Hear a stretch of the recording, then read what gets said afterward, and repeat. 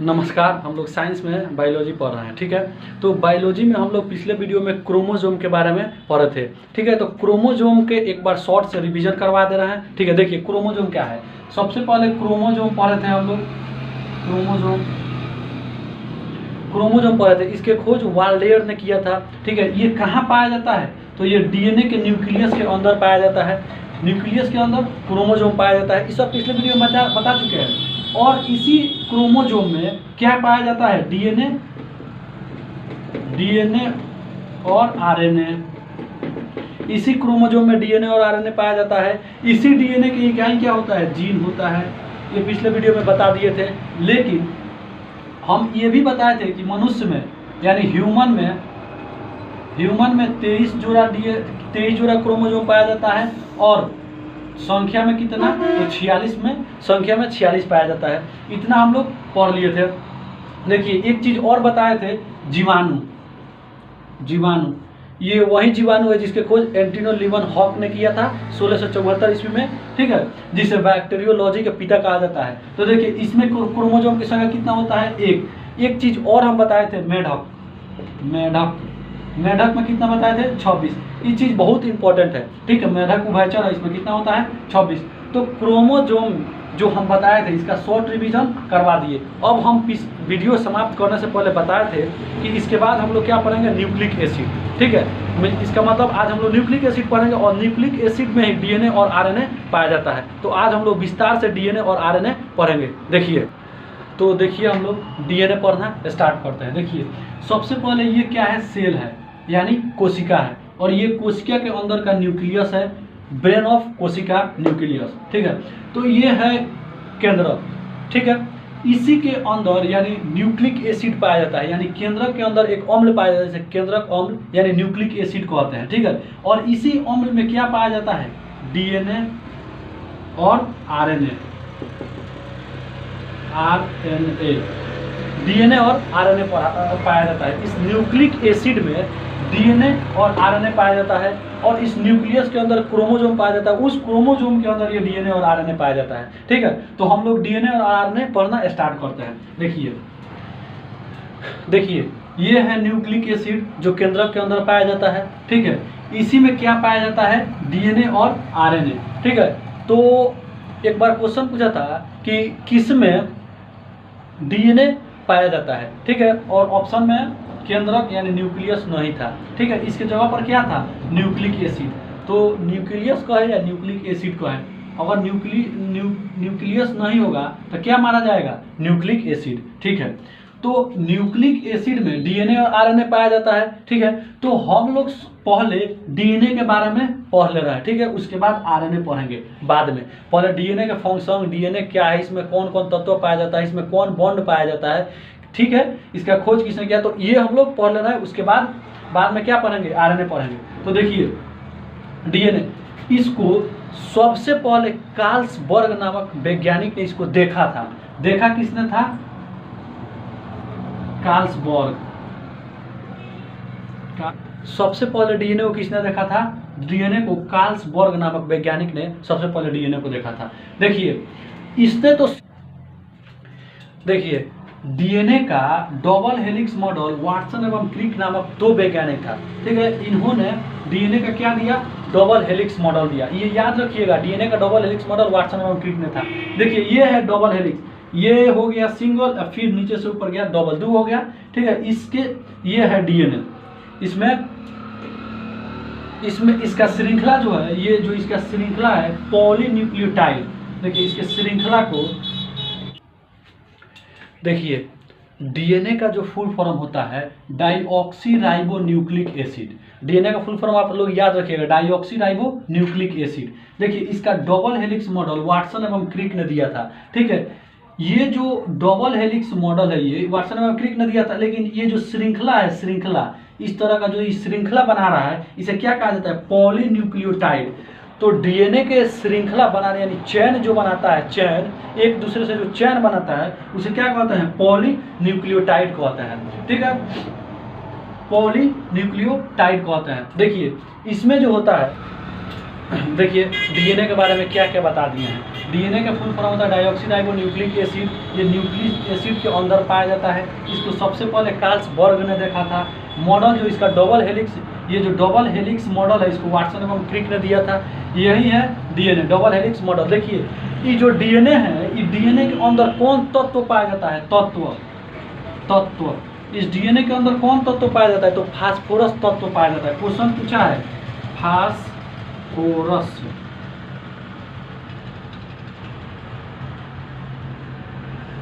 Phosphorus तत्व पाया जाता है, ठीक है। और डीएनए में कौन सा क्षार पाया जाता है? तो नाइट्रोजन बेस, यानी नाइट्रोजन क्षार पाया जाता है। बेस कौन पाया जाता है? ठीक है, नाइट्रोजन बेस। नाइट्रोजन बेस पाया जाता है, ठीक है।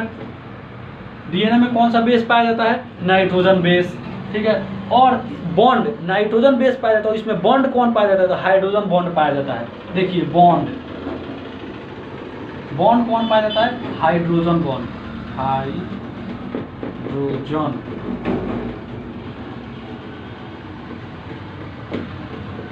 हाइड्रोजन बॉन्ड पाया जाता है। तो डीएनए के अंदर जो पाया जाता है ये तो हम बता दिए, ठीक है।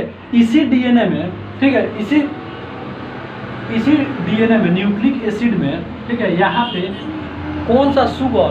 तो राइबो शुगर, यानी डाइऑक्सी राइबो शुगर पाया जाता है। कौन शुगर पाया जाता है? तो डाइऑक्सी राइबो शुगर पाया जाता है। ये क्या है? शुगर है, शुगर चीनी वाला शुगर, ठीक है। तो डाइऑक्सी राइबो शुगर किस में पाया जाता है? डीएनए में। शुगर कौन पाया जाता है? तो डाइऑक्सी राइबो शुगर। और देखिए डीएनए में तत्व कौन कौन से तत्व पाया जाता है? तो डीएनए में एक तो फास्फोरस तत्व पाया जाता है, बता दिए हैं। बेस, नाइट्रोजन बेस पाया जाता है और हाइड्रोजन बॉन्ड पाया जाता है। अब देखिए जो ये नाइट्रोजन बेस है, ये नाइट्रोजन बेस, ठीक है, ये 4 प्रकार का होता है। कौन कौन होता है? देखिए बता रहे हैं। Adenine, guanine, cytosine, thymine, AGCT, adenine, guanine, cytosine, thymine. एक बार हिंदी लिख दे रहा है, ठीक है। देखिए क्या है? एडेनिन,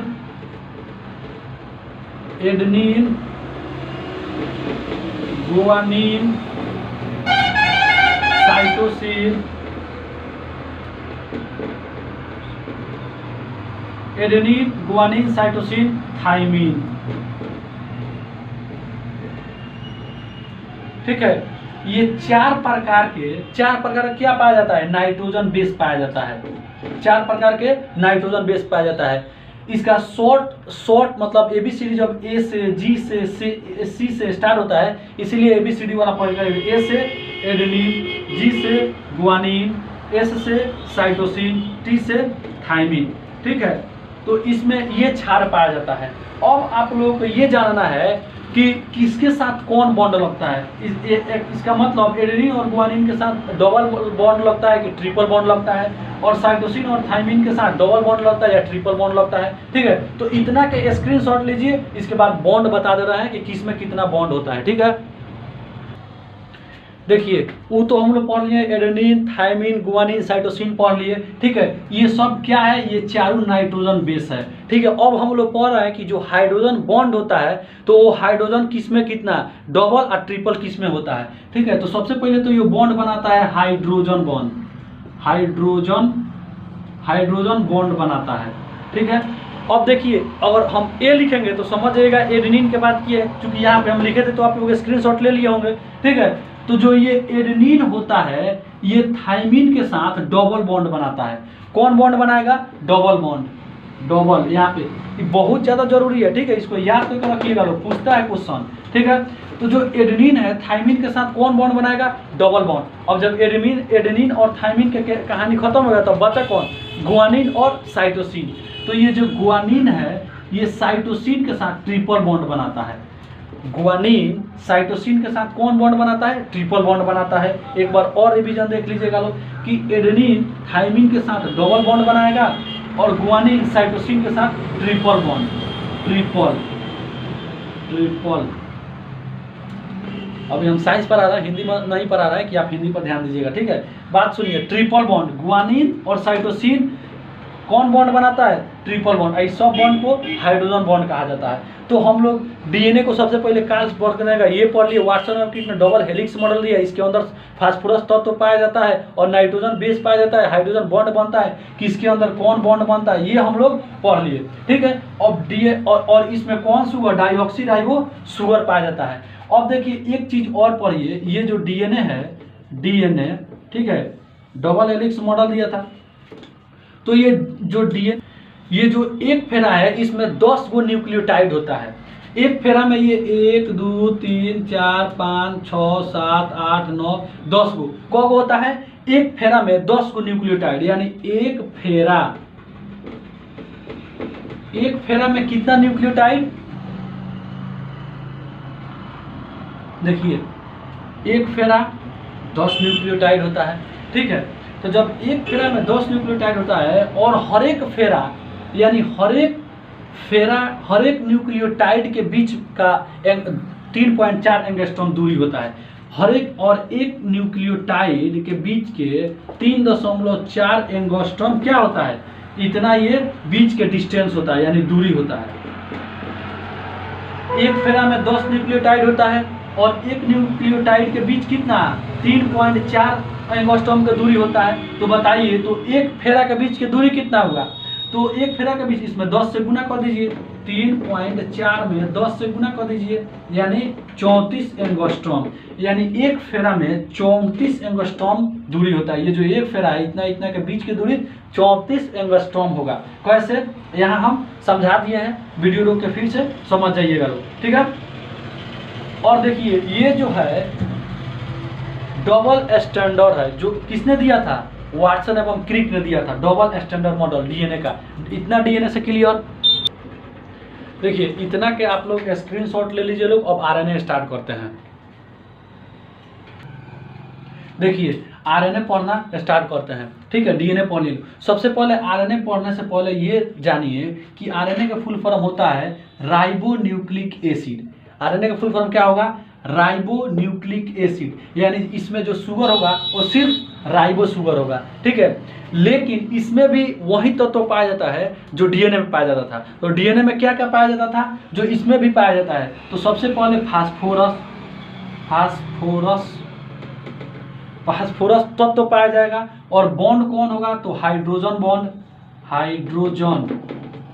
हाइड्रोजन बॉन्ड पाया जाएगा इसमें भी। लेकिन डीएनए था वो डबल स्टैंडर्ड था, यानी डबल हेलिक्स मॉडल जो वाटसन एवं क्रिक ने दिया था वो डबल स्टैंडर्ड था। लेकिन ये जो आरएनए है ये डबल स्टैंडर्ड नहीं है, ये सिंगल स्टैंडर्ड है, ठीक है।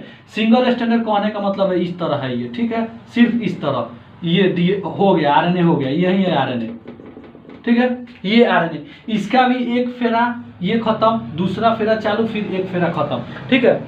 अब जब इसके ऊपर से इस तरह हम बना देंगे तो ये तो हो जाएगा डीएनए, लेकिन आरएनए सिंगल स्टैंडर्ड है, ये चीज आप लोग याद रखिएगा। और डीएनए डबल स्टैंडर्ड है, ठीक है। इसके अंदर फास्फोरस तत्व पाया जाता है, हाइड्रोजन बॉन्ड पाया जाता है। लेकिन जो इसमें नाइट्रोजन बेस पाया जाता है, जो नाइट्रोजन बेस पाया जाता है, इसमें जो नाइट्रोजन बेस पाया जाता है, ठीक है, तो ये थोड़ा चेंज होता है। जैसे डीएनए में क्या पाया जाता था, तो एडेनिन के साथ थाइमिन डबल बॉन्ड और साइटोसिन के साथ गुआनिन ट्रिपल बॉन्ड। लेकिन जो थाइमिन है, जो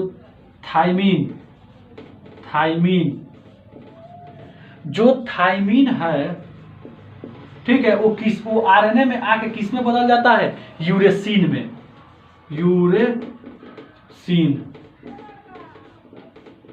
जो थाइमिन है वो आरएनए में किस में बदल जाता है, यूरेसिन में। तो जब थाइमिन होगा तो वो क्या होगा, डीएनए, जब यूरेसिन होगा तो क्या होगा, आरएनए। अब इसमें भी सेम बॉन्ड होगा। देखिए एडेनिन के साथ डबल बॉन्ड बनाएगा कौन, यूरेसिन। देखिए पहले बनाता था थाइमिन, एडेनिन के साथ डबल थाइमिन बनाता था, लेकिन जैसे आरएनए में आया तो एडेनिन के साथ डबल बॉन्ड कौन बनाएगा, यूरेसिन बनाएगा, ठीक है। तो बचा कौन, गुआनिन और साइटोसिन। इसका सेम बॉन्ड, यानी ई वाला दोनों में चेंज नहीं होता है, लेकिन एडेनिन और थाइमिन यूरेसिन में बदल जाता है। मतलब ये थायमिन जो है, ये थायमिन किस में बदल जाएगा? यूरेसिन में। जो इससे यूरेसिन में बदलेगा तो क्या हो जाएगा? आरएनए। इसका मतलब यहाँ पे देख लीजिए लोग कि ये जो यूरेसिन है ये बदल के चल गया अगर थायमिन में, तो यहाँ हो गया डीएनए, ठीक है। लेकिन ये जो थायमिन है ये बदल के चल गया यूरेसिन में, तो यहाँ हो गया आरएनए, ठीक है। आरएनए की कहानी खत्म। इतना आरएनए के आरएनए से इतना ही क्वेश्चन पूछेगा। लेकिन अब हम लोग आरएनए में पढ़ेंगे एमआरएनए, टीआरएनए और आरएनए क्या है, ठीक है। तो इसका स्क्रीनशॉट लीजिए लोग। देखिए आरएनए का तो मुख्य काम, सबसे ज़्यादा जरूरी काम हो जो है वो तो प्रोटीन बनाना है आरएनए का। अब यहाँ से प्रोटीन कैसे कैसे बनाएगा वो हम लोग डिस्कस करेंगे, ठीक है। 20 एमिनो अम्ल मिलकर एक प्रोटीन बनता है। तो देखिए जब हम लोग खाना खाएंगे, ठीक है, तो हम लोग खाना में चावल दाल सब्जी रोटी दूध अंडा उंडा सब कुछ भी खाएंगे, ठीक है। तो जैसे खाएंगे और वो पेट में गया और उसका पाचन जब होगा, ठीक है, जब वो पाचन होकर अवशोषण होने लगेगा, तब आरएनए का एमआरएनए टुकुर टुकुर देख रहा होगा, ठीक है। जैसे वो पेट से नीचे गया पाचन होने के बाद, ठीक है, तब वो जाएगा जब आरएनए के पास, ठीक है, तो एमआरएनए देखेगा और कहेगा देखो देखो आ गया, यही है प्रोटीन, ये आवश्यक प्रोटीन है। कहेगा ये प्रोटीन बनाने के लिए काम आएगा, प्रोटीन कहेगा कि प्रोटीन बनाने के लिए ये काम आएगा, इसको उठा के ले जाओ, ठीक है। तो ये क्या काम करता है? पहचानता है, यानी मैसेज देने का काम करता है। किसको? ट्रांसफर आरएनए को। मैसेज पहचान लेता है कि ये प्रोटीन बनेगा, आवश्यक प्रोटीन बनेगा, इसको तुम ले जाओ। तो ये टी को बताएगा, यानी एमआरएनए का मतलब मैसेंजर आरएनए, ठीक है, और टीआरएनए का मतलब ट्रांसफर आरएनए, और आरएनए का मतलब राइबो आरएनए, ठीक है। तो देखिए राइबोसोम आरएनए, ठीक है। देखिए एमआरएनए जब खाना में पच के प्रोटीन आएगा तो उसको पहचान लेगा, ठीक है, कि आ गया, बस इसी को लेकर जाओ। बस ये जैसे पहचानेगा तो ई देगा, कहेगा चाचा आगल प्रोटीन, कौन प्रोटीन आई लो, तो ये कहेगा हाँ ये ले जाओ। तो ये क्या करेगा? इसको पकड़ के और ट्रांसफर कर देगा किसके पास? इसके पास। तो अब ई खड़ा होगा, टुकु देख रहा होगा, कहेगा चाचा लेके चलो जाता, हाँ लेके आ गया, क्या है, बना जल्दी बना। तो ये तो है राइबोसोम, और राइबोसोम आरएनए क्या बताए थे कि क्या बनाता है? प्रोटीन बनाता है। बस ये अपना काम चालू करेगा और यहाँ फाइनली प्रोटीन बना देगा, प्रोटीन बना देगा फाइनली प्रोटीन बना देगा। तो देखिए सबसे पहले तो एमआरएनए पहचान किया प्रोटीन के कि यही जो खाना खाया है बकलोलवा, कहेगा कि ये अंडा खा लिया है ज़्यादा। अब कहेगा कि अंडा खा लिया ज़्यादा, ये पूरा अंडवा से हम प्रोटीन बना देते हैं, ठीक है। तो अंडवा को पहचान जाएगा, अरे ये मुर्गी के अंडा है, इसी में प्रोटीन बनेगा। बस जैसे पहचाना तो इसे ठीक कहेगा, हाँ पहचान लिए, दो जल्दी जो। तो ये क्या करेगा? इसको दे देगा। बस ये ट्रांसफर करके राइबो आरएनए के पास लेके जाएगा और ये क्या करेगा? प्रोटीन बना देगा।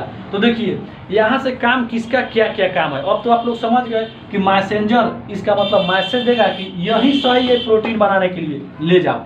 ट्रांसफर आरएनए क्या करेगा? इसको ट्रांसफर करेगा,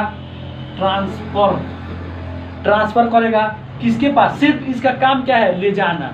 तो ये लेके जाएगा राइबो आरएनए का। और मुख्य काम कौन करता है? आरएनए क्या बनाता है? प्रोटीन बनाता है। तो देखिए आरएनए जो 3 प्रकार का है वो आप लोग समझ गए कि किसका क्या काम है। यही जो एमआरएनए है यही कोरोना वायरस के वैक्सीन पर काम करता है, ठीक है। सबसे ज़्यादा ज़रूरत यही काम करता है। जो अमेरिका के फाइजर कंपनी है इसी पे वैक्सीन बनाता है, ठीक है। और कोरोना वाला हम बताएंगे जब आरएनए तो पढ़ा रहा है और कोरोना वायरस भी आरएनए का है, तो हम कोरोना वायरस भी साथ में बताएंगे अगला वीडियो में। ये वीडियो तो इंशाल्लाह लंबा हो जाएगा नहीं तो, ठीक है। तो एमआरएनए, टीआरएनए और आरएनए आप लोग समझ गए। एमआरएनए क्या करता है यहाँ हम लिख दे रहा है, पहचान करता है,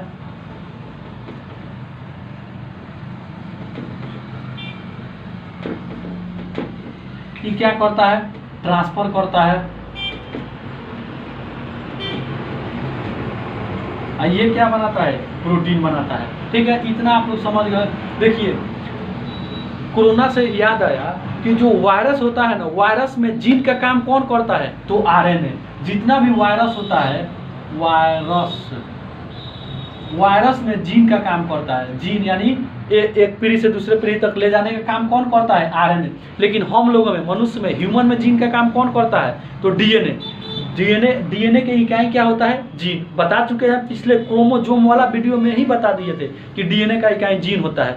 तो ह्यूमन में तो जीन का काम करता है, डीएनए का काम करता है जीन, लेकिन इसमें जीन का काम कौन करता है? आरएनए। ठीक है, तो देखिए अब ये तो ट्रांसफर और सब समझ गए। अब देखिए ये स्क्रीनशॉट ले लीजिए और बता रहे हैं कि डीएनए से आरएनए कैसे बनता है। देखिए डीएनए और आरएनए हम पढ़ा दिए। अब आप लोग खुद से घर पे बैठ के बता दीजिएगा लोग कि डीएनए और आरएनए में क्या क्या अंतर है। वो तो बताएंगे तो वीडियो थोड़ा लंबा हो जाएगा। आप लोग खूब बता दीजिएगा कि इसमें यूरेसिन पाया जाता है आरएनए में और डीएनए में थायमिन पाया जाता है। इसमें वायरस का जीन आरएनए होता है और ह्यूमन का जीन डीएनए होता है। तो जीन का काम करता है डीएनए। तो ये तो आप लोग अंतर खुद से बता दीजिएगा। अब देखिए सबसे पहले हमारे शरीर में, हमारे कोशिका में जो ये डीएनए है, डीएनए, इसी से बनता है आरएनए। तो डीएनए से जब आरएनए बनेगा, डीएनए से क्या बनेगा? आरएनए। डीएनए से जब आरएनए बनेगा तो इसको हम कहते हैं ट्रांसक्रिप्शन, TRANS, ट्रांसक्रिप्शन, TION। जब डीएनए से आरएनए बनेगा तो उसे कहते हैं ट्रांसक्रिप्शन, ट्रांसक्रिप्शन। जब डीएनए से आरएनए बनेगा तो ट्रांसक्रिप्शन। और जब आरएनए बन गया तो अब आरएनए क्या बनाएगा? ये बनाएगा प्रोटीन। बता चुके हैं कि प्रोटीन संश्लेषण के लिए आरएनए जिम्मेदार है। 20 एमिनो एसिड को मिलाकर एक प्रोटीन बनाता है। ठीक है, तो जब आरएनए प्रोटीन बनाएगा, प्रोटीन, तो इसे कहते हैं ट्रांसलेशन। वही बचपन वाला बेसिक ट्रांसलेशन, बेसिक ग्रामर पढ़े तो वही ट्रांसलेशन। तो इसे क्या कहेंगे? ट्रांसलेशन कहेंगे। ठीक है, लेकिन एक बात और देखिए, जो ये डीएनए है, ये आरएनए है, वापस डीएनए बनेगा तो इसे क्या कहेंगे? Reverse transcription. रिवर्स, सिर्फ इसमें रिवर्स जोड़ देना है, रिवर्स। आरएनए से डीएनए ऊपर जाएगा तो रिवर्स ट्रांसक्रिप्शन। ठीक है, ये चीज अभी पूछा है हाल ही के यूपी में कोई एसआई का एग्जाम हुआ है, उसमें पूछा है कि आरएनए से प्रोटीन बनाना क्या कहलाता है? तो ट्रांसलेशन। आरएनए से प्रोटीन बनाना ट्रांसलेशन और डीएनए से आरएनए बनाना ट्रांसक्रिप्शन। ये चीज आप लोग सीक्वेंस बना के, और जब आरएनए से डीएनए बनाएगा तो रिवर्स ट्रांसक्रिप्शन। सीक्वेंस बना के स्क्रीनशॉट ले लीजिए लोग। इतना तो बताइए दिए हैं। अब आप लोग खुद बता दीजिएगा कि डीएनए से डीएनए बनाना यानी फोटोकॉपी करेगा। डीएनए खुद डीएनए बना रहा है तो फोटोकॉपी करेगा। फोटोकॉपी के मशीन पर जैसे पेपर डालिएगा वैसा ही निकलेगा, यानी सेम से सेम निकलेगा, तो फोटोकॉपी। उसी तरह आरएनए से आरएनए बनाना फोटोकॉपी। अब देखिए हम लोग डीएनए और आरएनए विस्तार रूप से पढ़ लिए। अब हम लोग जब आरएनए पढ़िए लिए तो अब कल हम लोग यही पढ़ लेंगे कि कैसे कोरोना अपना फोटोकॉपी बनाता है और कैसे वो आरएनए पर काम करता है। उसमें आरएनए जीन का काम आरएनए कैसे करता है, mRNA पर वैक्सीन काम कैसे करता है। कल हम लोग ये वाला चीज़ पढ़ेंगे। आज हम लोग इतना पढ़ लिए। ठीक है, स्क्रीनशॉट लीजिए और रिवाइज करते रहिए। ठीक है, अब देखिए हम लोग सब डीएनए आरएनए कंप्लीट कर लिए। मिलेंगे नेक्स्ट क्लास। जय हिंद।